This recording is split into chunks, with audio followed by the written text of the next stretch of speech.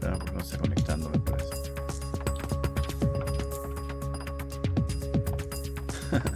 Ya estamos, ahora sí.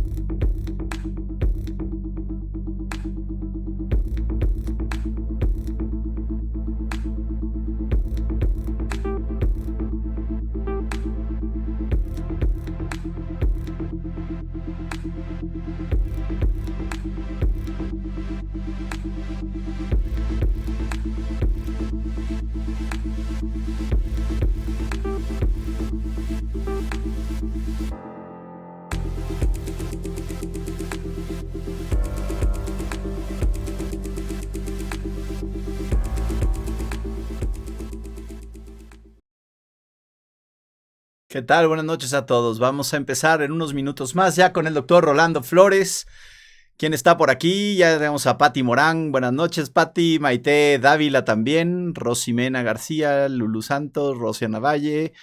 Jorge Machado, un abrazo, profe. Nora López también, un abrazo, Norita. Jessica Vez desde Estados Unidos, muy bien. ¿No? ¿Quién está? Muy bien. Juan Pablo también. Y ahí vamos poco a poco llenándonos aquí y estamos en unos segundos por hablar de un tema muy importante que es ejercicio durante la contingencia y ya verán a qué personaje les traje el día de hoy, el doctor Rolando Flores, que es un experto en medicina del deporte, que además es un excelente ponente internacional. Yo lo he visto en muchos congresos hablar y la verdad es que vale la pena escucharlo, nos va a dejar un montón de información. Ya está Lirio López. ¿Qué tal, Lirio? Te toca, no te hagas, tienes que hablar tú, Vanessa también, Jorge González, ya empieza a juntarse aquí la gente. Yolis Beri Sánchez, hola, buenas noches, aquí estoy escuchando, soy prima del doctor Moreno Sánchez, muy bien, saludos, Mariana ya de la Torre, Benjamín Barriga, todos los que están conectando, vamos a empezar en un par de minutos, vamos a mandar una intro y regresamos con el doctor Rolando Flores.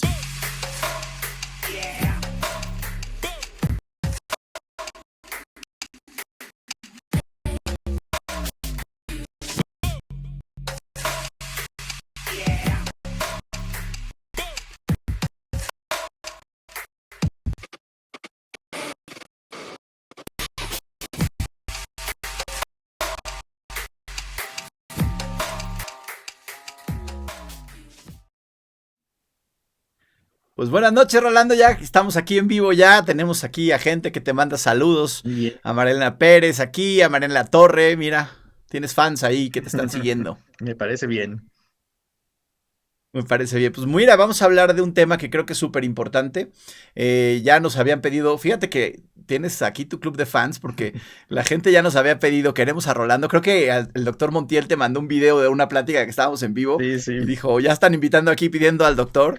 Y pues bueno, qué bueno que estás con nosotros y quiero que pues nos platiques, pues cuál es la importancia del ejercicio durante esta contingencia, qué, por qué, para qué, cómo se hace y pues te escuchamos porque pues ahora sí que tú eres aquí el experto.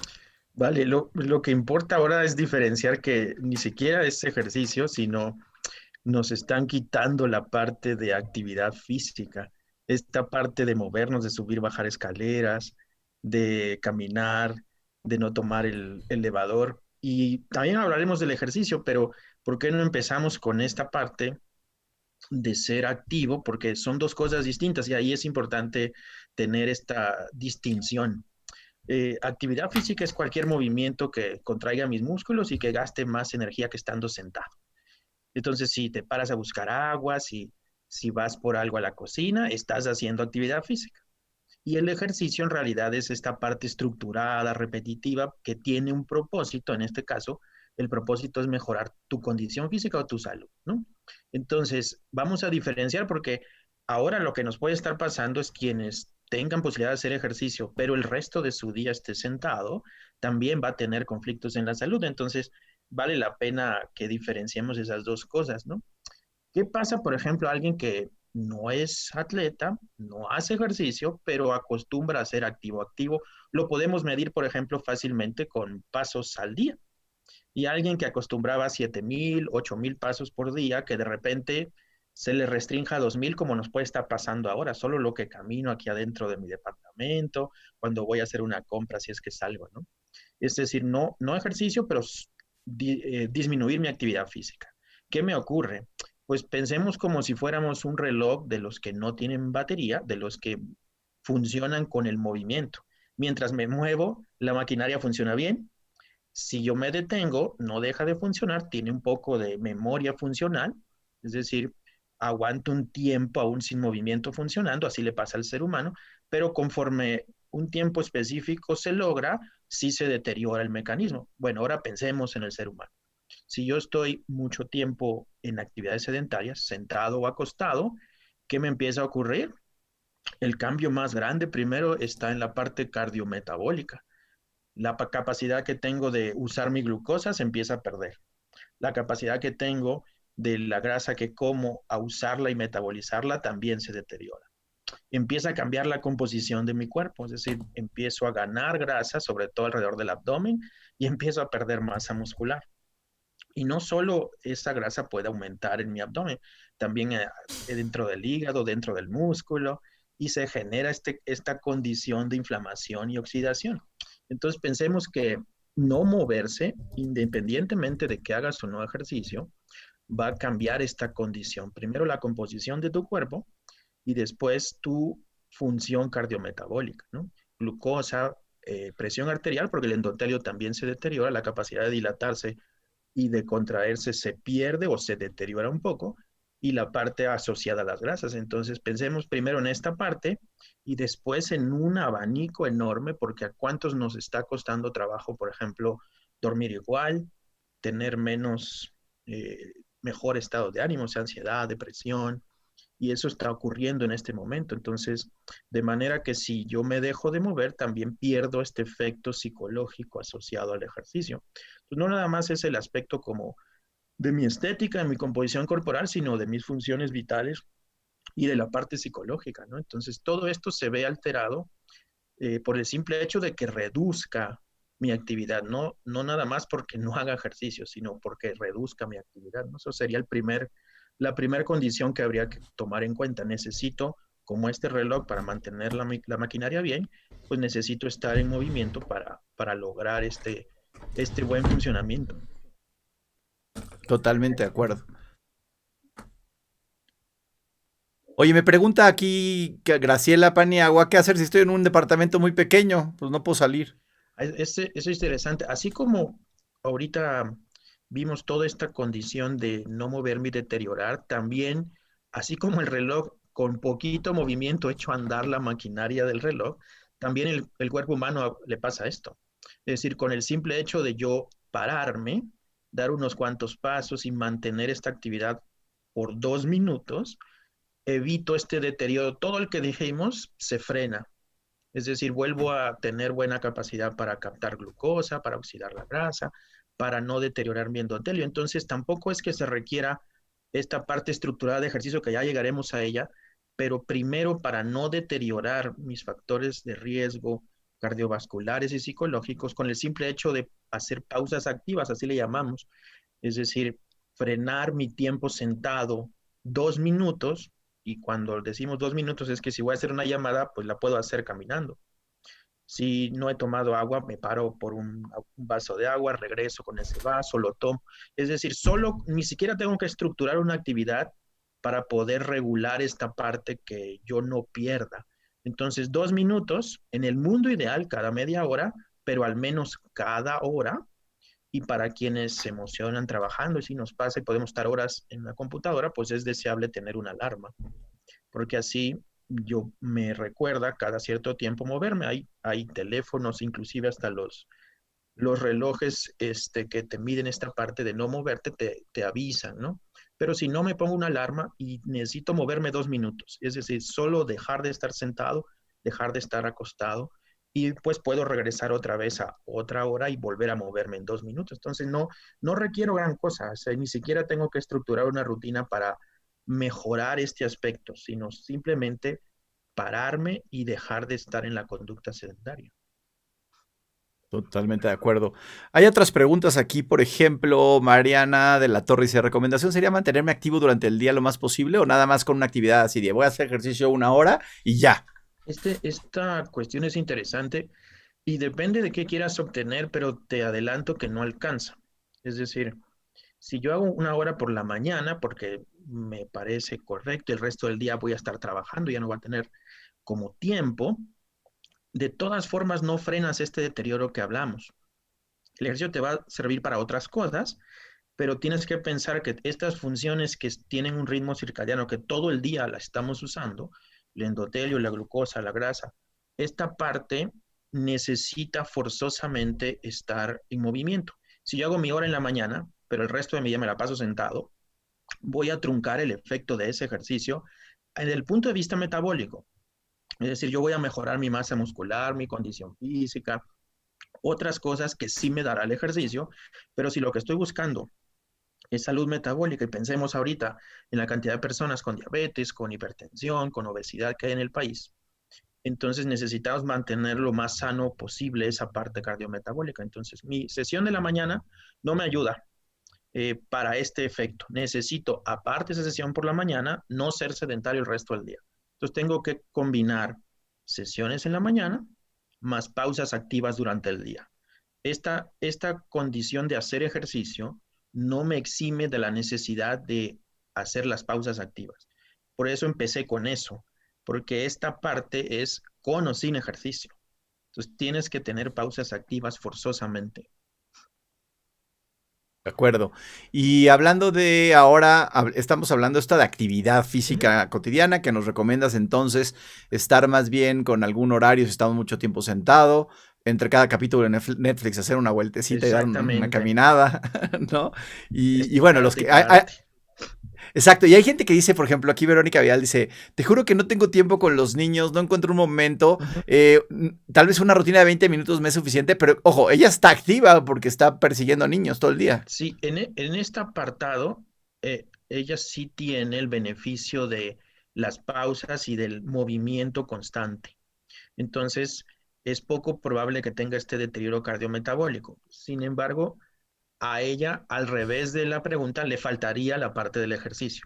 Es decir, ella tendría Ujú. cuidada este escenario de no deteriorar glucosa, colesterol, triglicéridos, presión arterial, grasa abdominal, resistencia a la insulina. Digamos, esta parte puede estar cuidada por todo este escenario que ahora tiene que estar conviviendo atrás de sus hijos, ¿no? Pero entonces ahora a ella lo que le importaría es tener una estrategia de ejercicio que sea compatible con esa forma de vida. Y ahí sí hay, y de hecho puede hasta utilizar a sus hijos. Y ahorita lo describimos. El ejercicio puede hacerse en pulsos, y esto es importante que se entienda. Esta idea de que tiene que hacerse una sola vez y tiene que durar un X tiempo, porque si no, no quema grasa, esta condición de que lo leí en un libro de bioquímica y le se traslada a la vida de todo mundo, es falsa. El ejercicio funciona en pulsos y el cuerpo guarda los momentos donde yo hago ejercicio. Entonces yo puedo hacer periodos de 5, de 10 minutos durante el día y así sumar mi tiempo de ejercicio. Y esto, ahora lo que se está viendo es que en realidad no es tan relevante que sea uno u otro ejercicio, vamos a hablar fuerza o aeróbico, pero si yo involucro actividades que tengan ambas y puedo jugar con mis hijos, puedo agarrarlos de pesas, puedo este, Ujú. jugar gato, por ejemplo, poniendo el gato o la cruz del gato en una parte de la casa, en una parte del pasillo, y luego poner, por ejemplo, calcetines del otro lado y con eso jugar el gato. Entonces yo puedo ir y venir con mis hijos cada vez que yo quiera jugar a ese gato. El chiste es digamos, mantenerse en un estado de actividad durante ese periodo de tiempo. Pudiera ser actividades más aeróbicas, que son rítmicas, cíclicas, que pueden ser caminar, puede ser pedalear, puede ser nadar, o puede ser saltar una cuerda, por ejemplo, o puede ser una sesión de fuerza, una rutina de fuerza que yo haga, por ejemplo, una vuelta de todos los músculos, puedo agarrar 5 ejercicios básicos, poner sentadillas en una silla, pararme de puntas, empujar algo como si fuera press para pecho o hacer lagartijas en el piso. Este, y si yo ese circuito lo ocupo y me da 10 minutos de tiempo, mi cuerpo lo guarda. Y más tarde puedo hacer otro circuito, otros 10 minutos y ya sumo 20. Y así me voy. Y para muchas enfermedades metabólicas, eso es mejor que hacerlo una sola sesión. Y esto es importante que se entienda. Si yo tuviera hipertensión arterial, por ejemplo, el efecto del ejercicio solo dura unas horas, no dura más de un día. Entonces es como un medicamento que tiene una vida media corta. Si yo hago todo en la mañana, hago mi media hora de ejercicio en la mañana, para la noche ya no tengo efecto del ejercicio. El promedio es de 20 a 22 horas, lo que significa que hay personas que le dura 8 o le dura 6. Entonces a esa persona no le conviene hacer la media hora en la mañana, le conviene hacer una sesión de 15 en la mañana y otra sesión de 15 en la tarde, porque así es como un medicamento de vida media corta. Yo perpetúo el efecto del ejercicio para no perderlo. Entonces, esta condición de que si no es continua no funciona, en realidad es falsa. Y hay enfermedades donde no solo es mejor hacerlo discontinuo, sino el control de la enfermedad es mejor. La diabetes es otra también, porque al final tus picos postprandiales de glucosa también tienen que ver con tu pronóstico. Entonces, si tú haces ejercicio más veces al día, mantienes la glucosa más estable en el resto del día. Entonces, hay que hacer pausas activas y también puedo hacer pulsos de ejercicio y me sirven como pausas. Entonces no hay pretextos, o sea, solo hay que tener buenas herramientas.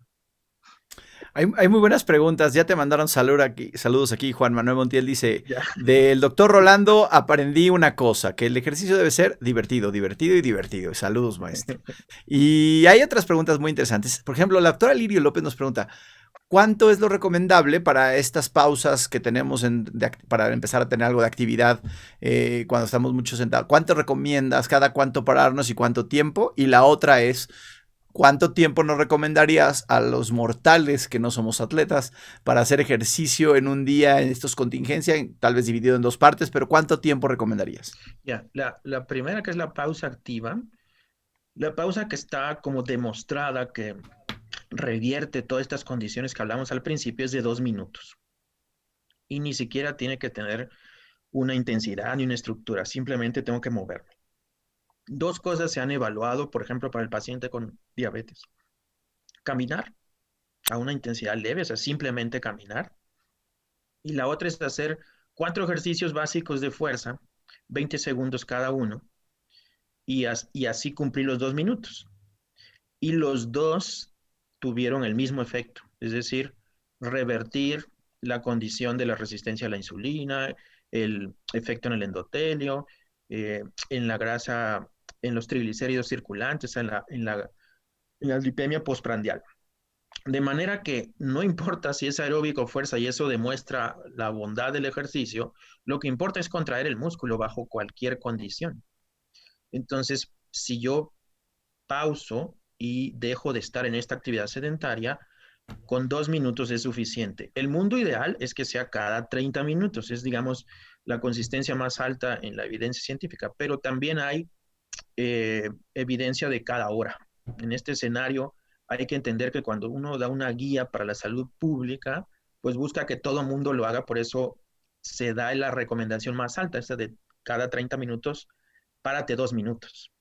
Pero sí hay Okay. también evidencia que cada hora funciona. Entonces, si se puede, cada 30 minutos sería el mundo ideal, y si no, cada hora 2 minutos.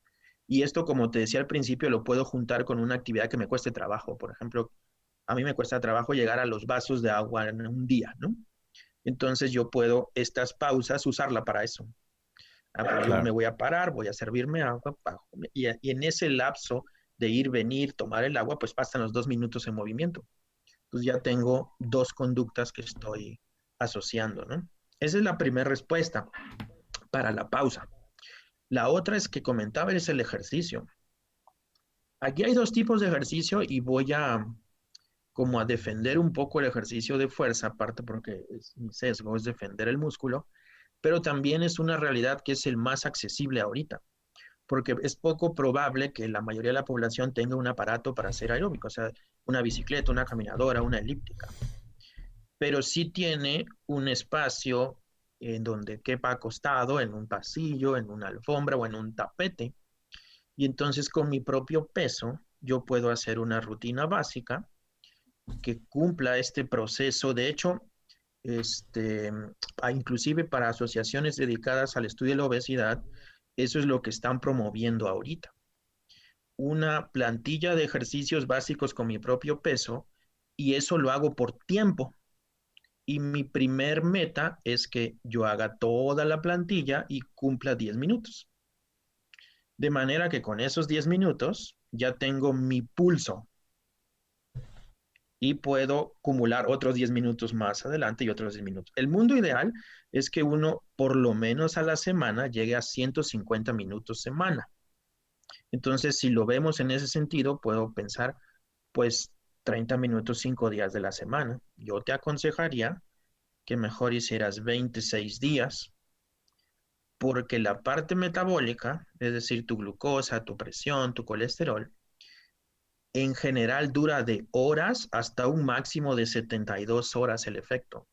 Sin embargo, no lo vas a saber ni en ti ni en tu paciente, pero no le vas a poner un catéter y no lo vas a medir 3 días a ver de insulina y glucosa cuánto le duró la resistencia a la insulina. Pero sí se sabe que es de 1 a 3 días, por ejemplo, en esa variable. Como no sé si es 1 o 3, mejor lo hago hacer todos los días algo. Y así persiste el efecto metabólico en las personas. La frecuencia es más importante en la parte de las enfermedades metabólicas que el tiempo de duración. De nada te sirve hacer 3 días, 3 horas, porque no te va a durar más de 72 horas el efecto. Si hago 20 minutos y soy de las personas agraciadas que le dura 3 días el efecto de mejorar mi resistencia a la insulina, no importa si yo hago 20 minutos o 3 horas, me va a seguir durando 72 horas. De De manera que acuerdo. no me conviene hacer esas 3 horas ese día, sino dividir esas 3 horas en toda la semana. Porque mi propósito en este caso es perpetuar el efecto metabólico del ejercicio. Entonces, Totalmente de acuerdo. Aquí tenemos ya, mira, hay dos grupos ya que se están formando. Mira, el de Hilda Nahora Loaiza dice, yo siempre hago ejercicio y tengo 7 años. Es muy padre, me encanta la zumba, el gimnasio, es muy padre, es una disciplina. Y por el otro lado, tengo a John Miquel Iñárritu, tengo a Pablo Cubillas, a Verónica diciendo, oye, trapear cuántas calorías queman y no avisan si están cantando la maldita primavera o algo así. exacto. Pero cuántas, ¿funciona o no funciona ese ejercicio o no es ejercicio? ¿Qué les dices? No es ejercicio porque no cumple los componentes del ejercicio. Ahorita les explico. Si es actividad física y por lo tanto funciona para las primeras condiciones que dijimos, para mantenerme sano en mis funciones cardiometabólicas, inclusive hasta mis funciones psicológicas. Si uno revisa estudios de epidemiología grandes, por ejemplo, te voy a dar un ejemplo en cáncer de mama. eh, 7 horas semana de actividades del hogar, ni siquiera ejercicio, pueden reducir 10, 14% el riesgo de padecer cáncer de mama. Es decir, más activo, menos riesgo, pero no es ejercicio, es solamente actividad versus el que no lo hace. Entonces, ¿en qué puedo diferenciar? Porque hay 4 componentes básicos del ejercicio, que es frecuencia, intensidad, tiempo y tipo. ¿Para qué me sirve esto? Si yo ya tengo una enfermedad y quiero cambiar una variable clínica, entonces el ejercicio funciona como una medicina. Ahora requiere una dosis específica para esa variable. Ya no cualquier cosa me ayuda. Entonces, ahí es donde tengo que estructurar la actividad. Pero seguramente si yo comparo, y ya se ha hecho, actividades del hogar, actividades del trabajo, ir en bicicleta a un sitio, trasladarme, caminar, aunque no esté programado para mejorar ni mi glucosa, ni mi presión, ni mi colesterol, comparado con alguien que no lo hace, menos riesgo de padecer enfermedades o de empeorar esas enfermedades. Ahora, quiero cambiar mi glucosa, quiero cambiar mi presión, quiero cambiar mi grasa visceral porque tengo obesidad, entonces sí necesito ejercicio, además de mi actividad, porque ahora ya tengo un problema de salud que requiere una dosis, una medicina para ayudarme a contrarrestar ese efecto. Entonces pensemos, frecuencia para lo aeróbico, los más días a la semana que puedas. 5 es deseable y aquí la idea, como te dije, de las 72 horas es que Yo no tengo que dejar pasar 72 horas sin hacer ejercicio porque el efecto agudo lo pierdo. Como si estuviera tomando un antibiótico, lo tomo hoy, pero se me olvida mañana, se me olvida el miércoles y el jueves ya no tengo nada de concentración dentro y tengo que volver a empezar el ciclo. Bueno, así pasa con el ejercicio aeróbico, sí es más cruel o más cruento, 72 horas y lo pierdo casi todo. Por eso es mejor, aunque haga poco, hacerlo más días, ¿no? Intensidad, ¿a qué tanto es tantito, como decían mis profesores? Si voy a Ujú. caminar, ¿qué tan rápido camino? Si yo puedo hablar, silbar y contar la novela entera, voy un poco bajo. Es decir, si me subo una caminadora y digo, ay, mira, qué bonito está el día, parece que no va a llover, ¿dónde compraste esos zapatos? Si platico todo el tiempo, voy en ligero. Está muy bien como pausa activa, está muy bien para socializar, está muy bien para calentar, pero no me da el máximo beneficio. Necesito ir un poco más rápido, lo suficiente para que me empiece a costar un poco de trabajo hablar, como ahorita. ¿No? ¿Qué hora es? Son las 9:23. ¿A ti cómo te va? Puedo contestar, pero no puedo mantener una frase tan larga ni cantar durante el momento. Pero si tengo un problema cardiovascular, hipertensión, diabetes de larga evolución y no sé cómo está mi corazón ahí, lo que no me conviene es llegar a este punto donde empiece a jadear o entrecortar las palabras. No está mal si yo no tengo ningún riesgo cardiovascular, pero pensemos que la mayoría de los pacientes lo tienen y no tienen evaluaciones cardiovasculares tan profundas, entonces me quedo en lo moderado. Es extremadamente difícil que me pase algo en lo moderado y me da todo el efecto benéfico en mi salud. Entonces pensemos en estos componentes, por eso trapear no necesariamente sería ejercicio, porque no me provocaría esta condición. A lo mejor, y si estoy muy desacondicionado y sí, nunca he agarrado un trapeador, pues puede ser que lo logre, pero la idea es que no es una actividad tan cíclica como para hacer de esto un ejercicio al menos aeróbico. Y entonces ya llevamos dos, la frecuencia y la intensidad. Lo que hablamos de las pausas del tiempo, los 150 minutos semana, es lo mínimo aconsejable para factores de riesgo, pero no te alcanza para el control de la composición corporal, por ejemplo. Y aquí voy a meter otro concepto que es dosis-respuesta. ¿Qué quiero cambiar? Es cuánta dosis de ejercicio necesito. Quiero cambiar solo mi glucosa, mi presión, dormir mejor, pues es muy probable que 150 minutos semana me alcancen en la parte aeróbica. Quiero reducir la grasa visceral, mi cintura, no me alcanza 150 minutos semana. Tengo que rebasar 200 y acercarme a 300 lo más posible. Y hay que considerar que hay una variabilidad en la respuesta de sujetos.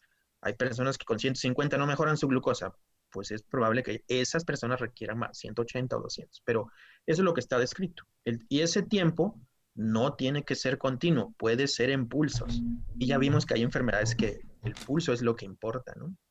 Esta es la parte aeróbica, no sé si quieras aquí, porque me falta la fuerza, que es como Sí, la que importa. porque aquí hay gente que está platicando unos de dos cosas. Sí. No sé si hay alguien por aquí, Ana María González García. Ojalá que menciones qué es más importante, si el porcentaje de masa muscular que se forma y se mantiene, Uh -huh. o qué cantidad de kilocalorías están quemando. Y Yeah. hay ya varias preguntas de una cosa que tú vas a saber bien, que se llama el HIIT, Uh -huh. que quieren saber de HIIT, está como de moda. Está de moda, pero vamos una por una, porque la primera es como muy importante. El músculo es un órgano endocrino, entonces el vínculo entre el ejercicio y el beneficio del ejercicio, pues se da a través de la secreción de estas miocinas o de hormonas que secreta el músculo. Y ahora se conocen más de 300, que no todas son exclusivas del músculo, pero sí las produce el músculo. Entonces tienes sustancias que te ayudan a aumentar la vida útil de tus células beta, por ejemplo, que te cambian la microbiota, que mejoran tu neurogénesis, que aumentan la hipertrofia del músculo, que dilatan tu endotelio, y todas esas las produce el músculo. De manera que para mí, como opinión personal, lo más importante es la composición corporal y no el peso. Entonces, en esta idea que estamos bombardeados del peso y el peso y el peso, cuando en realidad es la composición corporal lo que te genera tu salud o tu enfermedad.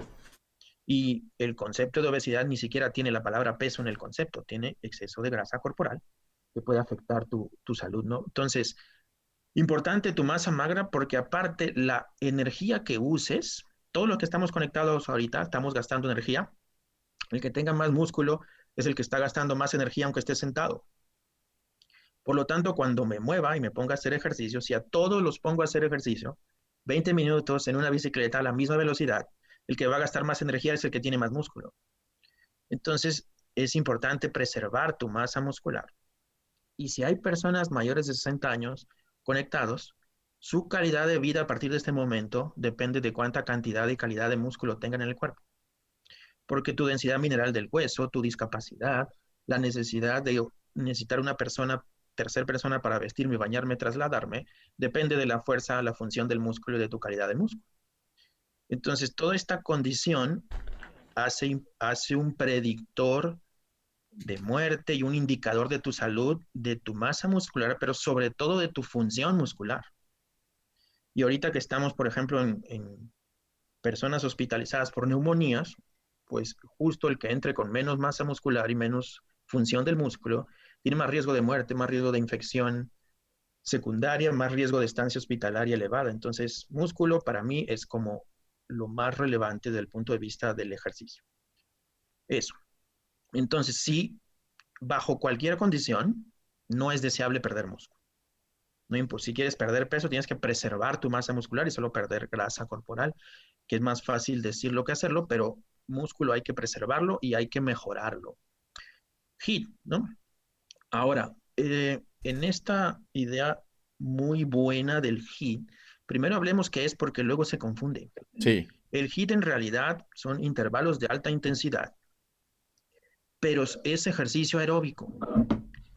Y eso nació en el deporte. Casi todo lo que usamos en medicina del deporte aplicada a la salud, primero nació en el deporte. Y de ahí se ha traspolado y se han cambiado un poco las reglas para apropiarlo hacia el ejercicio para la salud. Pero nació ahí. Cuando uno hace circuitos de fuerza de alta intensidad, no son HIIT. Eso es así, circuito de fuerza de alta intensidad. Entonces, no todo es HIIT. Cuando hablamos de cosas aeróbicas, son cíclicas, rítmicas, continuas. Por ejemplo, una bicicleta, una caminadora, una máquina elíptica, eso sería HIIT. Correr pues, sería un HIIT.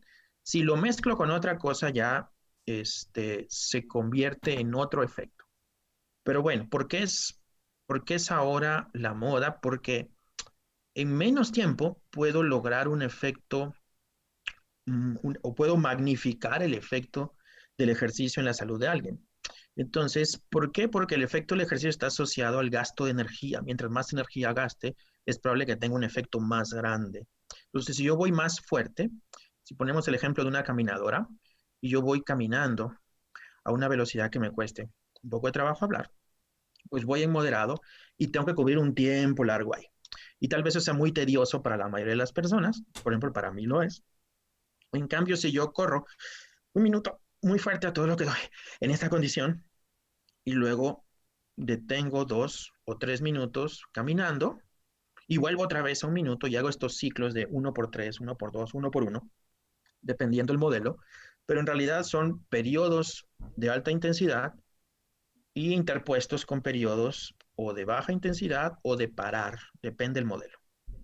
Lo que importa y lo que se ha visto es que con menos tiempo en alta intensidad, yo puedo mejorar todas estas variables que hablamos. La resistencia a la insulina, la grasa visceral, la función del endotelio, de manera que como herramienta parece ser muy útil y me ahorra tiempo, porque acuérdate que la barrera número uno para no hacer ejercicio es no tengo tiempo. Sin embargo, tenemos que salir de esta idea de que solo busco el resultado, tengo que ver a quién se lo aplico y te explico un poco para que yo pueda publicar un ensayo clínico con HIIT en pacientes clínicos. Tengo que hacer una prueba de esfuerzo monitorizada antes a todos, asegurarme que a nadie le pase nada desde el punto de vista cardiovascular a esa intensidad del esfuerzo, que es cercana al máximo, y a partir de ahí yo hago mi protocolo. ¿Por qué? Porque si hablamos de ejercicio como medicina, pues tiene efectos benéficos, pero también tiene efectos adversos. Y el efecto adverso más importante, pues es la muerte súbita. Entonces, ¿y dónde ocurre o a quién le ocurre la muerte súbita haciendo ejercicio? Yo siempre digo que es una lotería y es la única lotería que tienes que comprar los 3 boletos para sacarte. Un solo boleto no te sirve. Necesitas 3 boletos o 3 características. El sujeto tenga una enfermedad cardiovascular previa, aunque no lo sepa, pero que la tenga. que sea sedentario, o sea, que no esté habituado a hacer ejercicio y que haga ejercicio en intensidad alta. Entonces, si veo, el HIIT me pondría en el tercer boleto de la muerte súbita. De manera que si yo ya tengo una enfermedad cardiovascular, no estoy habituado a hacer ejercicio, necesitaría primero tener una evaluación especializada para que yo pueda acceder a ese tipo de ejercicio. Entonces suena muy bien y como estrategia es bastante buena porque es tiempo eficiente, poco tiempo, mismo efecto que hacer todo este escenario. Esos 150 minutos, si yo hago ejercicio intenso con 70 a la semana, que es la mitad de tiempo, Ujú. pudiera lograr el mismo efecto que los 150. Entonces, tiempo eficiente. Sin embargo, tengo que tener cuidado en un ambiente clínico. Si yo estoy sano, ya he pasado por pruebas, estoy habituado a hacer ejercicio, entonces sí funciona esta condición. Y también funciona en el sentido de mejorar mi capacidad física. Es muy eficiente para mejorar mi capacidad cardiorrespiratoria, por ejemplo. De acuerdo. Y sobre este ejercicio de circuito de fuerza de alta intensidad, ¿qué nos puedes decir? ¿Para qué funcionaría? Para mí es, ¿Se puede hacer ahora o no? y para mí es el más eficiente para un paciente sedentario y ni siquiera tiene que ser intenso. O sea, el circuito de fuerza per se es el más accesible, es el más tiempo eficiente y ahorita sería el más fácil de realizar. Ni siquiera tendría que ser intenso. Quedémonos en la idea de hacer un circuito de fuerza, es decir, de yo agarrar un tapete con mi propio peso y hacer un circuito de ejercicios de fuerza. Y eso te digo que tenemos experiencia porque en el 2005 empezamos a hacerlo en un programa para la UNAM, donde coordinamos un programa para atención de pacientes con obesidad. Y entonces el ejercicio está justamente graduado en circuitos de fuerza. Y nunca hacemos una sesión continua de ejercicio aeróbico. Hacemos una parte al inicio, un circuito de fuerza a la mitad y otra parte del ejercicio aeróbico al final. Entonces todo es en bloques o en ciclos.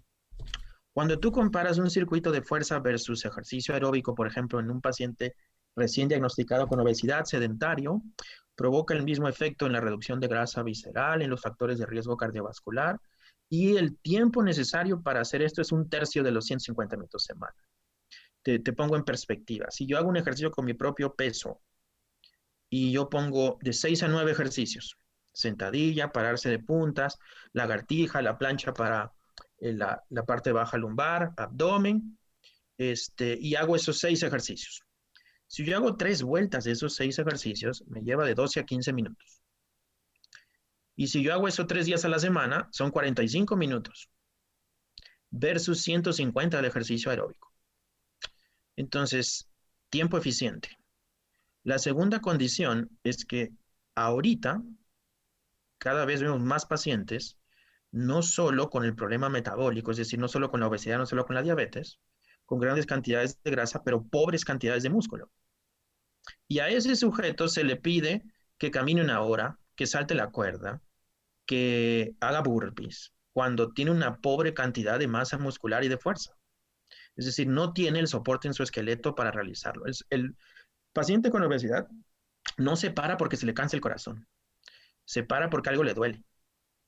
O le duele la planta del pie, o le duele la rodilla, o le duele la zona lumbar. Y eso no va a mejorar con el ejercicio aeróbico, eso mejora con el ejercicio de fuerza.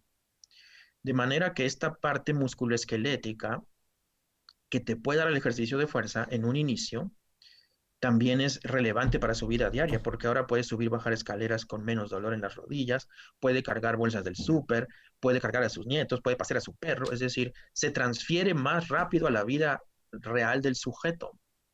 Y esto ni siquiera tiene que ser intenso, o sea, el ejercicio tiene que provocarme fatiga entre 10 y 15 repeticiones, y yo tengo que escoger el ejercicio que a ese sujeto lo fatigue entre 10 y 15 repeticiones, y listo.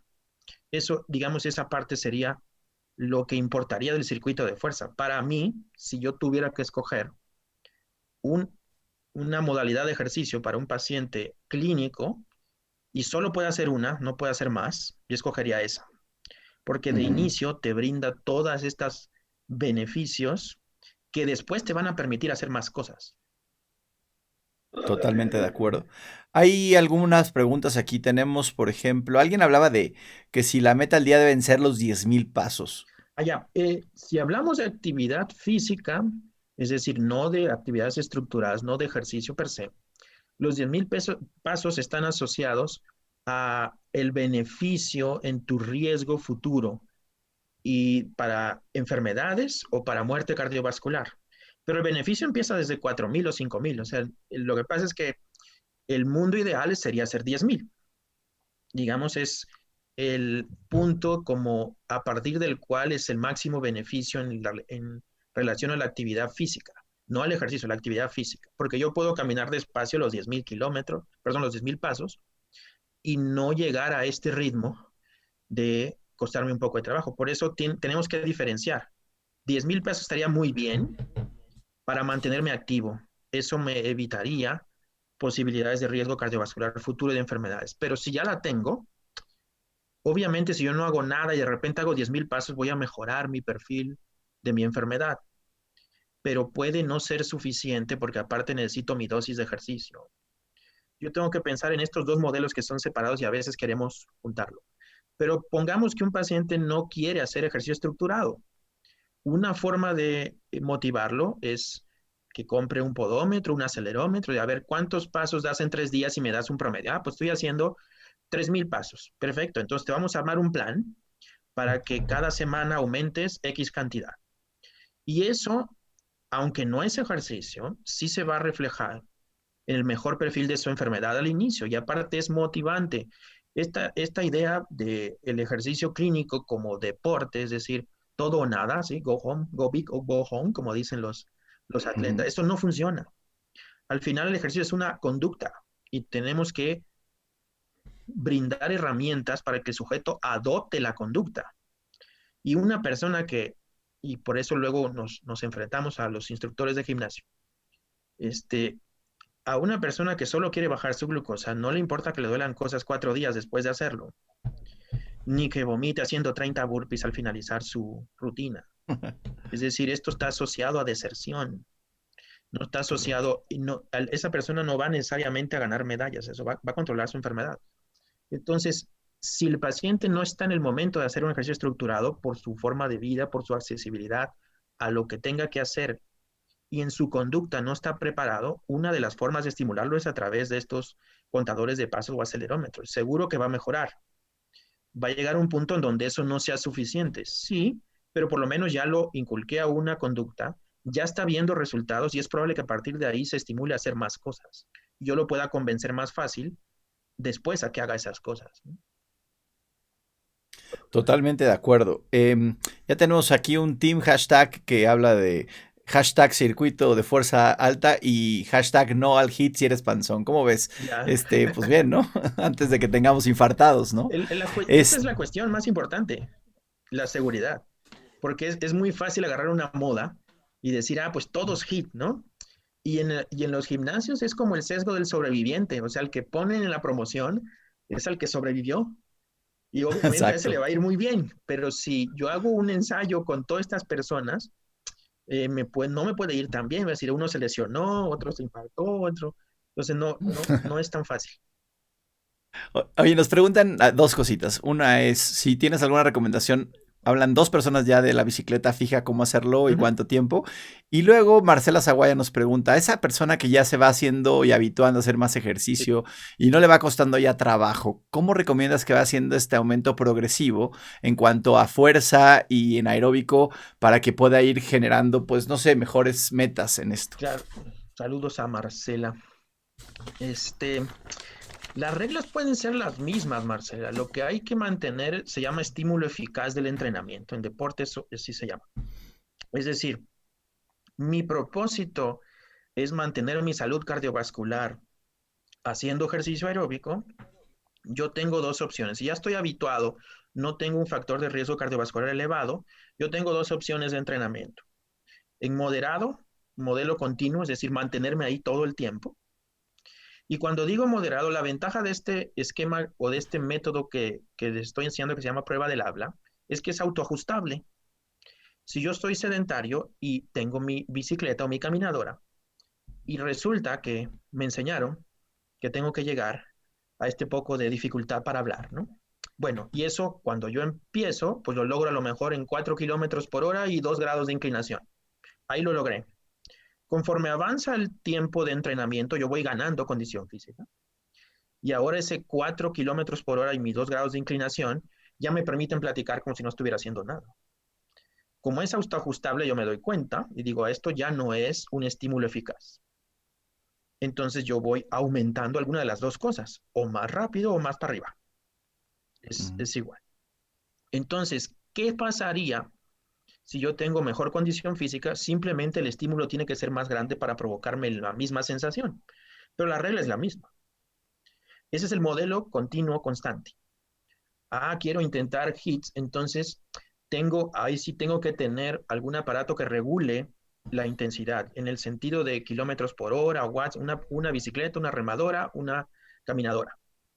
Porque yo tengo que hacer el hit en esta sensación de que me cuesta trabajo. Si lo ponemos del 0 al 10, 8 o 9. Es decir, aquí no lo voy a aguantar mucho tiempo. Ojalá y se acabe pronto. ¿Mm? Y mi recuperación es en el 3 o en el 4 o en el 2. Es decir, voy a recuperar mi frecuencia cardíaca, mi respiración y luego voy a ir otra vez a mi minuto al 8 al 9. Pero si te das cuenta, yo puedo usar esa misma regla para todo mundo.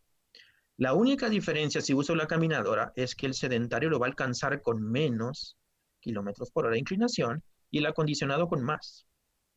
Pero el método funciona indistinto de mi capacidad física. Lo que va a pasar es que yo necesito una carga más alta si tengo mejor capacidad física. Eso es la parte aeróbica. Entonces, digamos, este método de la prueba del habla funciona independientemente de tu nivel de capacidad. Pero como les pasa a mis pacientes en la UNAM, pues ellos caminando logran esta dificultad. En cambio, si como entrenamos en la pista de atletismo, donde también entrena el equipo de atletismo de la UNAM, pues ellos trotan y calientan platicando. Si yo pongo un paciente a trotar, le pasa esta condición del 9 al 10. Es decir, la diferencia es la capacidad física de los dos. Entonces, lo que a uno le provoca algo ligero, a otro le provoca algo intenso. Pero el modelo funciona. Entonces, este es para lo aeróbico. Para la fuerza, lo que necesito es que yo provoque fatiga muscular local. ¿Qué significa? El músculo que estoy usando me tiene que cansar entre un rango de repeticiones.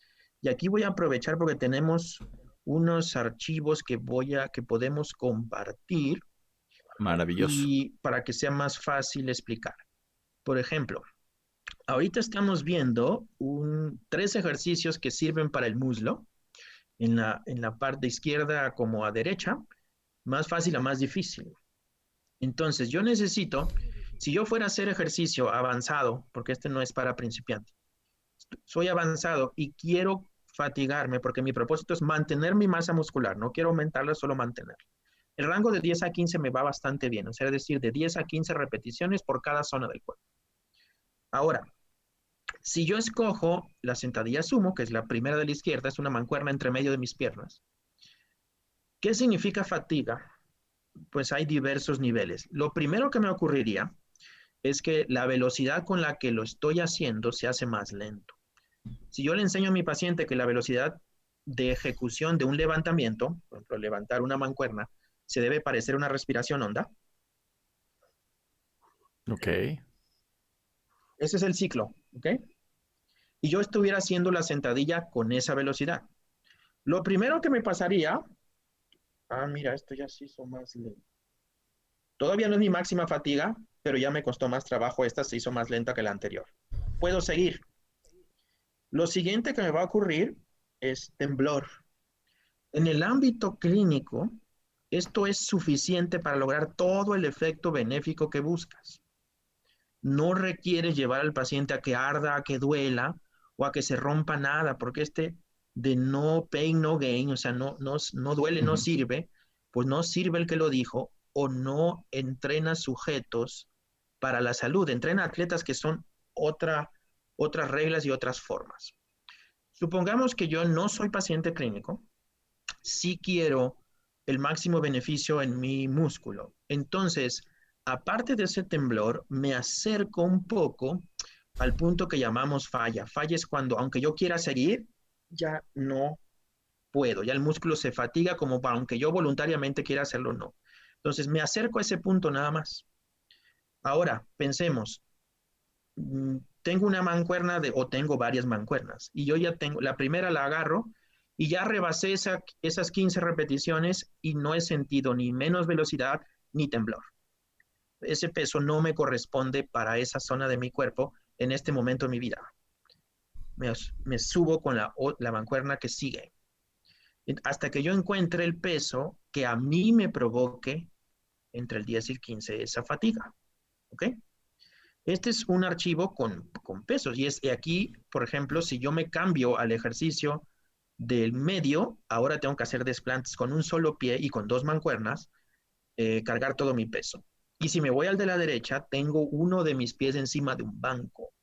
Entonces, lo que estoy haciendo es aumentar la dificultad y esto es con la finalidad de que yo siga sintiendo lo correcto dentro del rango de repeticiones que me corresponde. De manera que si tengo pesos, pues varío los pesos.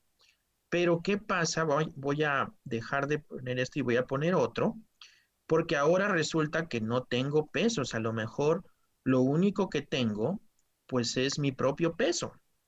Y entonces yo necesito ajustar el ejercicio, pero ahora con mi propio peso. Bueno, como ni modo que yo le diga al paciente, quítate una pierna o quítate un brazo, porque pesa mucho, ¿verdad? Entonces, ¿qué necesito hacer?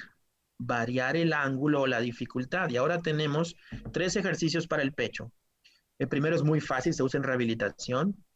El segundo es una lagartija en el piso que tiene las rodillas apoyadas. Y el tercero es una lagartija que no tiene las rodillas apoyadas. Entonces, ¿qué se hace? Se hace ensayo y error. A ver, póngate en la mitad. No, pues ya llevo 16, 17 y ni menor velocidad ni temblor. Entonces, pásate al que sigue. Y uno le da estas posibilidades al paciente para que lo haga ensayo y error. Y de cada zona del cuerpo, si me voy para abajo, vamos a encontrar ejercicios de otra zona del cuerpo, las pantorrillas, por ejemplo.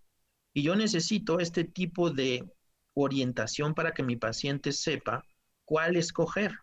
Cada zona del cuerpo tendrá uno que para ese paciente le provoque fatiga entre 10 y 15. Y si soy avanzado igual, o sea, la idea es que yo pueda tener variantes.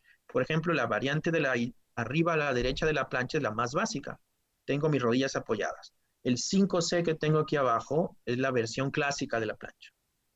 Y el 5D le quité un apoyo. Tengo una pierna elevada o un pie elevado. Si quiero más difícil, el brazo contrario, o sea, voy quitando apoyos. Esto es el equivalente a poner más peso en un aparato. Es decir, el método funciona. Lo que hay que saber es entender el método y que yo gradúe mi propia intensidad, que no se lo deje a una tercera persona. Y ahí viene la importancia de que si bajo una aplicación y me pongo a bailar, pues cómo sé, oiga, eso me sirve o no me sirve. Pues si te provoca esta sensación y un poco de dificultad para hablar, y eso es lo que buscas, el rango moderado, pues sí te sirve. Pero si tengo riesgo cardiovascular y o me busco una clase más tranquila, o yo le bailo más lento porque voy derechito a mi muerte súbita. Entonces tengo que aprender a graduar estas cosas. Pero al final, estos son los miligramos del ejercicio, como los miligramos del medicamento. ¿Cómo aplico la dosis? Pues esas son dos formas y no es la ciencia oscura. Se puede aprender y se puede enseñar. Eso no sería un problema para enseñarlo y así empodero a mi paciente y ya no depende de una tercera persona su salud, ya depende de ella misma o de él mismo. Totalmente. Hay aquí un comentario muy bueno de Vanessa Teur. Dice, pues teniendo toda esta información, no entiendo a la gente que ahorita que nunca tiene tiempo, ahora que lo tiene, tampoco sigue haciendo ejercicio. Y más que con la maravilla de cosas y recursos que tenemos online y clases gratis que están generando la gente que está como cooperando con este sentido. ¿Tú Sí. tendrías algún lugar o alguna aplicación o algún artículo que nos recomendaras como para que la gente empezara pues hacer este ejercicio de una forma orientada y bien hecha, además de que te pueden buscar para que, porque hay mucha gente que está aquí hablando y me dice, es que yo tengo este problema de, hay alguien que tiene un bypass gástrico, que usa Ujú, oxígeno y que quiere hacer ejercicio. Yo creo claro. que esos son muy puntuales y no podemos hablar en general de Ujú. esto, sino que esos requieren alguna cita ya más específica contigo porque cada caso es individual y muy complejo. Pero en general, ¿dónde podríamos ver esto? Sí, este es lo importante del asunto, que como cada caso es un traje a la medida. Y lo que yo aconsejaría, sí voy a dejar unas referencias, sobre todo para el no profesional del ejercicio, y pueda entender como estos principios básicos de la prescripción. Eh, no hay forma de dar una aplicación o una página porque no todas se adaptan al sujeto. Yo tengo primero, lo que les aconsejo es primero aprender el método de cómo se gradúa para que yo después pueda usar cualquier aplicación, no al revés. La Claro. aplicación no se adapta a ti, yo tengo que adaptarme a ella, pero sabiendo este principio, vamos a poner dos ejemplos. Voy a bajar un video de baile, de clase de zumba. Esa es una parte cíclica, rítmica, aeróbica. ¿Cómo se gradúa eso? Con mi dificultad para hablar. Entonces yo la puedo bajar, empiezo a hacerlas, hago el ensayo y veo, mira, esta clase está a todo dar, la puedo hacer hasta con mi comadre en línea porque platicamos todo el tiempo. Está muy ligera. Es decir, el nivel de esfuerzo o de intensidad que le llamamos no te alcanzaría para todo el beneficio cardiovascular y metabólico. Sí te alcanzaría para ser activo y para dormir mejor, pero no para todo. Entonces, o yo le bailo más rápido o la descarto y busco otra más activa. Ujú. Pero me puede pasar lo contrario, bajar una que desde un principio, esta clase está re buena, doctor. Pues está re buena Ujú. para causarte un evento si no has tenido la precaución de evaluarte previamente o alguien no te evaluó previo a esa participación. Entonces no es la aplicación per se, sino la forma en que yo hago esa actividad. Por eso el efecto no empieza con la actividad, empieza con el sujeto que hace esa actividad. Igual pasa con la fuerza. Ah, ya bajé un circuito donde me ponen dos garrafones. ¿Y cómo sé que es el peso de esos garrafones me corresponde a mí? Y solo sigo la instrucción. No, yo tengo que entender esta condición de la fatiga de la zona del cuerpo para mí en ese rango de repeticiones que hablamos. Y en general, un paciente clínico y en general para la salud, entre 10 y 15 es un rango bastante benigno. Entonces, no es el garrafón, o al menos el agua dentro del garrafón, la tengo que graduar para que a mí me fatigue entre 10 y 15. No porque el instructor puede, pues yo también, ¿no? Entonces, si yo aprendo este método, yo puedo usar todas las aplicaciones que quiera, siempre y cuando respetando mi propia sensación. Lo que importa aquí es lo que me provoca a mí, no lo que le provocó a los 200 que se metieron a la clase, a mí.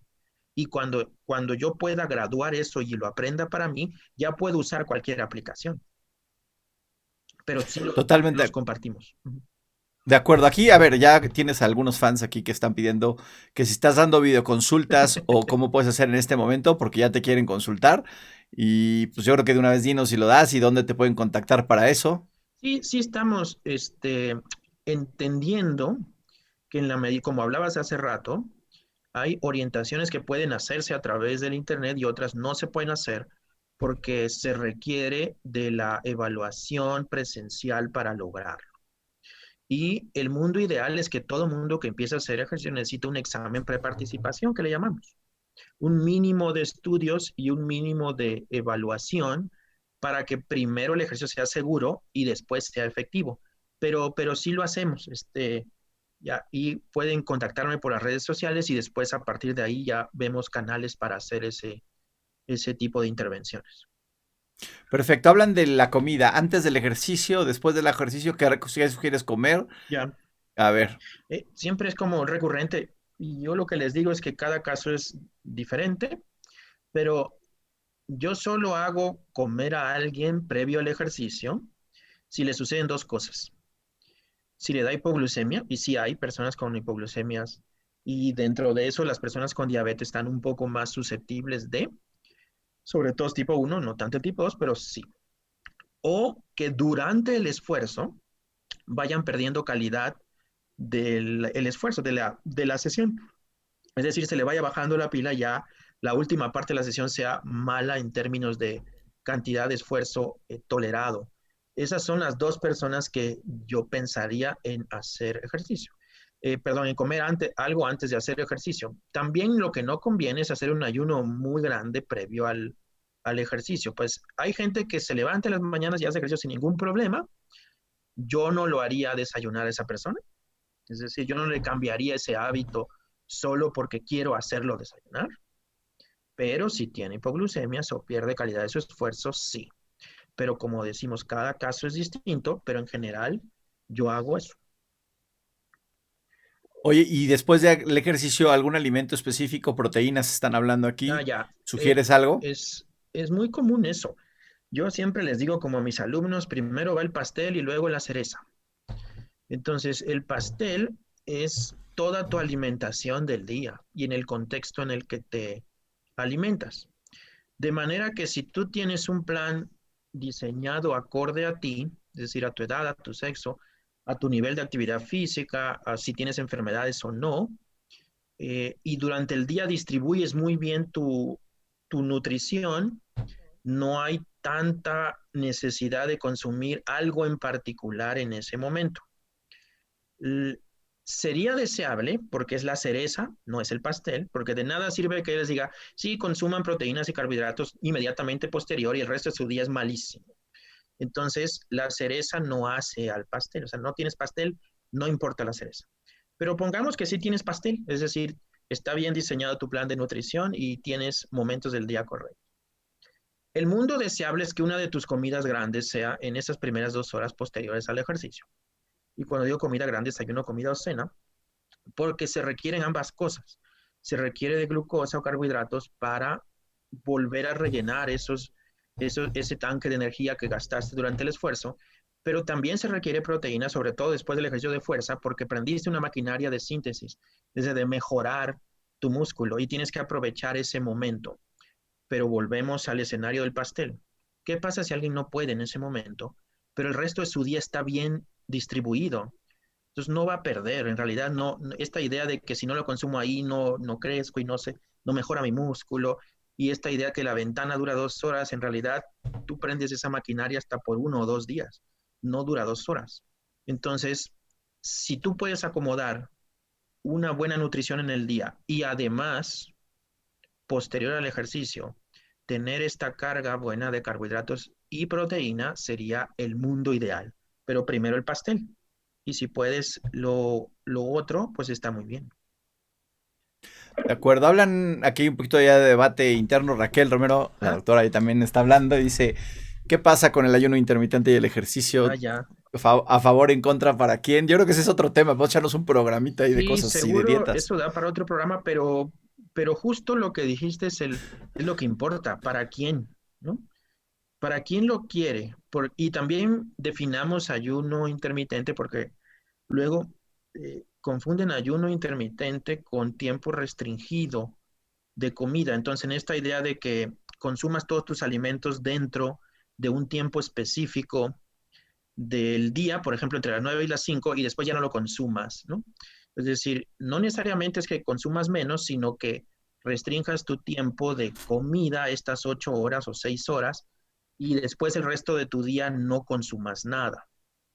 Entonces, mi opinión personal es que es una estrategia como muchas otras que puede funcionar, sobre todo en personas que tienen problemas cardiometabólicos, pero también hay que adaptarlo y ver si la persona es compatible, porque, por ejemplo, yo hago ejercicio en las noches, cuando no hay contingencia. Entonces, restringir de 9 a 5 y querer entrenar a las 9 de la noche no sería muy compatible. Esa es una, por ejemplo. Tener la posibilidad de consumir todos tus alimentos en ese tiempo y disponibles. Y es difícil, digamos, dar una respuesta de sí o no. Yo pienso, de opinión personal, que alguien que es activo, es decir, que hace una cantidad suficiente de ejercicio y actividad física en el día, no requiere esas estrategias y solo requiere un plan equilibrado para lograr lo que quiere. y puede funcionar en sujetos que se sobrealimentan, que son sedentarios, que no hacen ejercicio en la noche, que tienen diabetes, que tienen obesidad, y puede ser una herramienta que les ayude a controlar su enfermedad, pero no es la panacea, es decir, entraría en la lista de posibilidades nutricionales para individuos, sobre todo con problemas cardiometabólicos o con obesidad. Totalmente de acuerdo. Creo que aquí daría para un foro, porque ahí está Raquel, Mariana de la Sí, Torre, está Marce Zaguaya, y seguro. podremos estar echándonos uno así entre keto, Yo creo que entre estaría ayuno bien. intermitente. Estaría padre. Debemos armar uno, vamos a hacerlo Ujú. próximamente y hablar y dejamos una mesa de debate y de discusión. Creo que todos le entrarían ahí. Hay mucha gente que puede participar. Sí, seguro. John Miquel dice que hace el ayuno intermitente inverso, 16 horas de comida y nada más 8 no cuando duerme. No sé, eso no funciona. No sé Sí. si tengas alguna otra cosa. Creo que es importante ahora eh, que nosotros entendamos que hoy es muy importante, no hoy nada más, sino en este momento, que puede ser un buen momento para tener un hábito, para empezar a hacer ejercicio, que no requiere de tantos tiempos prolongados, que pueden ser en ciertos periodos fraccionados, como bien lo dices. Y creo que estamos en ese momento ideal que siempre es nuestro fabuloso pretexto, no hay tiempo, ¿no? Sí, yo creo que sí. Y es justo el momento que puede servirte para organizar ese tiempo, inclusive para otras conductas positivas como la comida, si ahora tienes más posibilidad de que tú seas el que controle las porciones, la forma en que se hacen, lo que lleva cada una, igual pasa con el ejercicio, pero lo importante es tampoco sentirse abrumado, es decir, empezar. Si yo pienso que lo primero que me adapta a mí es hacer las pausas y todavía no hacer el ejercicio, pues empieza con algo. Al final, esto no es carrera de 100 metros, es un maratón. O sea, mantener la salud no debe ser una meta, debe ser un valor. Y ahí es donde a veces el paciente pierde esta condición. Lo ve como meta y cuando llega a la meta se acabó mi conducta y no puede ser así, sino es empezar una nueva conducta y estamos como en el momento correcto quizá para hacerlo. Pudiera ser un buen momento para organizar mi tiempo y darme cuenta que no necesito más que mi propio peso, un tapete que vale 100 pesos y una rutina de 6 minutos en la mañana, 6 minutos al mediodía, 6 minutos en la noche y ya tengo mi ejercicio perfectamente controlado. Y me ayudaría pues no solo a la cuestión de mi peso y de mi problema metabólico, sino menos ansiedad, menos depresión, dormir mejor, convivir mejor con las personas, tener mejor estado de ánimo. Para mí lo más importante del ejercicio es el beneficio psicológico. Si tú le preguntas a alguien por qué persiste o sigue haciendo ejercicio, es poco probable que te hable de las mitocondrias y del endotelio y de cómo se dilata. Lo más probable es que te diga porque me siento mejor, porque convivo mejor con la gente, porque duermo mejor, porque tengo mejor estado de ánimo. Entonces, es por ahí tenemos que empezar a ir adoptando la conducta. Totalmente. Pues también está Fer Márquez que se une aquí a la plática con nosotros. Ujú. Y vaya, pues la verdad es que va a estar increíble poder hablar en otro momento. Quiero agradecerte tu tiempo, quiero agradecer todas estas recomendaciones. Si tuvieras algo que más nos quisieras compartir, pues está ahí, lo podemos a través de la página. Hay un montón de comentarios aquí que me gustaría que si pudieras en algún momento de estos de contingencia, Ujú. pudieras tomarte el tiempo de contestarles. Sí, Y seguro. bueno, decirles que aquí están las redes sociales del doctor, están aquí abajito Ujú. y pueden ustedes contactarlo para que vayan, ya sea que si es viable darles una asesoría vía tecnológica ahorita en estos tiempos de cuarentena, pues es gran momento para empezar y generar esta rutina. A los que sean un poquito más especializados, él ya los orientará cómo y Ujú. cómo deben de ir y cuándo pueden verlo. Y bueno, pues te agradezco porque Ujú. tu información, como te lo he dicho y como lo dice aquí Fernando y lo dice mucha gente, es súper valiosa y nos ayuda a todos como médicos porque nosotros utilizamos muchísimos de esos conceptos en nuestra consulta diaria porque pues, la verdad es que nos has cambiado mucho este panorama del ejercicio y de los beneficios de y creo que da para seguir hablando muchísimas veces más. Ojalá podamos hacerlo si estás así con ganas. Y bueno, pues la verdad es que gracias a todos los que nos han acompañado y voy a presentarles rapidísimo algo que me pidieron que pasara por aquí y es que existe ahora una clínica de apoyo emocional y acompañamiento emocional para los familiares de los pacientes que están con COVID y que están internados en el Centro Médico ABC. Es un apoyo gratuito en donde se le está ayudando a las familias por medio de tanatología a a pasar este mal momento que se está viviendo. Están aquí los números telefónicos y aquí los dejaré, los estaré publicando en las redes sociales. Y además han accedido, la verdad es que muy padre, porque además son enfermeros, son tanatólogos, hay tanatólogos también, entonces nos van a dar una charla probablemente este martes en 8, en donde estaremos hablando pues de la importancia de esto en este momento de la vida y es importante hablar y conocer y entender también a veces esos periodos de duelo y de muerte, y es muy importante que estemos informados. La verdad es que va a ser una plática muy enriquecedora por el punto de vista desde los enfermeros y sus situaciones, y además de conocer mucho sobre esta ciencia que es muy, muy importante, que a veces tal vez a muchos no nos gusta escuchar. Por otro lado, los invito a que todos estos videos los vean en el canal de YouTube y en mi página estarán publicados.